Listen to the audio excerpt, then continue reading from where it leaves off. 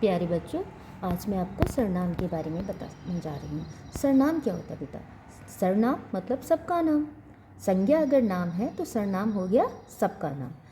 जो शब्द संज्ञा के स्थान पर जिनका प्रयोग होता है, जिन शब्दों का प्रयोग संज्ञा के स्थान पर होता है, उन्हें हम सरनाम कहते हैं। ठीक है, अब उदाहरण के तौर पर ले लेंगे, मीरा खाना खाती है। अब मीरा की जगह मैं क्या प्रयोग करूँगी? वह खाना खाती है। अब सवाल आता है कि सरनाम का प्रयोग क्यों किया जाता है? अगर हम बार बार संज्ञा का प्रयोग करेंगे तो भाषा का जो सौंदर्य है वो खत्म हो जाएगा, सुनने वाले को अच्छा नहीं लगेगा, ना ही बोलने वाले को अच्छा लगेगा। इसलिए हम सरनाम का प्रयोग करते हैं। सरनाम किसे कहते हैं? संज्ञा के स्थान पर जिनका प्रयोग होता है। सरनाम के कितने भेद होते हैं बच्चों? सरनाम के होते हैं 6 भेद। पुरुषवाचक, निश्चयवाचक, अनिश्चयवाचक, संबंधवाचक, प्रश्नवाचक और निजवाचक। अब पुरुषवाचक में क्या आता है? पुरुषवाचक में 3 लोग आते हैं। फर्स्ट सुनने वाला, सेकंड पर्सन बोलने वाला, थर्ड पर्सन अन्य पुरुष। यानी कि सबसे पहले आएगा उत्तम पुरुष, फिर मध्य पुरुष, यानी कि अन्य पुरुष। आप इंग्लिश में पढ़ते हो ना, first person, second person, third person, बेटा सिमिलर ही है, इसमें भी वैसे ही आएगा। ठीक है, जैसे अगर हमने यहाँ, ठीक है, इसी तरीके से इसमें भी प्रयोग होता है।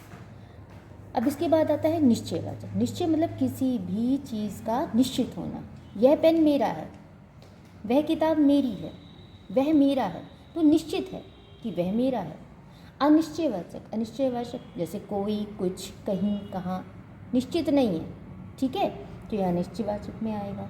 संबंधवाचक यानी कि 2 वाक्यों को, जिसमें 2 वाक्यों का लगभग बच्चा प्रयोग होता है और 2 बार संज्ञा का प्रयोग होता है। जो जैसा करेगा वैसा भरेगा। ठीक है, प्रश्नवाचक में क्या आ जाएगा? जहाँ प्रश्नवाचक का चिन्ह लगा होगा अंत में, इसकी पहली पहचान, और प्रश्न पूछा गया हो, क्या, कब, कहाँ, क्यों। निजवाचक मेरा, अपना, स्वयं का। निजवाचक की जहाँ पर इनका प्रयोग होगा वहाँ पर निजवाचक का प्रयोग होगा। ठीक है बच्चों, अब मैं एक पुस्तक की सहायता से, रेफरेंस से आपको ये समझाने जा रही हूँ कि सरनाम क्या होते हैं, कि वाक्यों में इनका प्रयोग कहाँ पर होता है।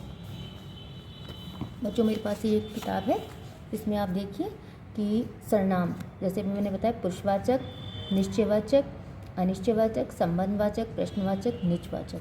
ठीक है बच्चों, अब आप इसमें देखिए अनिश्चयवाचक में क्या आएगा? कौन, कोई, कुछ। ठीक है, और ये first person, second person, third person जो मैंने अभी आपको समझाए हैं। निश्चय में ये है, ये किताब मेरी है। ठीक है, समझ में आ गया ना? निश्चय में ये आ रहा है। अब इसमें सेकंड में देखिए आपको आ रहा है संबंध में, यानी कि 2 वाक्य। जिसने सर्वश्रेष्ठ कहानी लिखी उसे इनाम मिलेगा, यानी कि 2 सरनाम एक ही जगह प्रयोग में है। और प्रश्नवाचक में कौन तथा क्या प्रश्न जो है सरनाम में आता है, जैसे यह कौन है, ये क्या पढ़ा। निजवाचक में मैं अपना कमरा अपने आप साफ करूँगा, मैं वहाँ खुद चला जाऊँगा। ठीक है, इसमें खुद और अपना। ठीक है बच्चों, अगर आपको कोई शंका है तो आप मुझसे पूछ सकते हैं। Like and subscribe Hindi Teach Hood.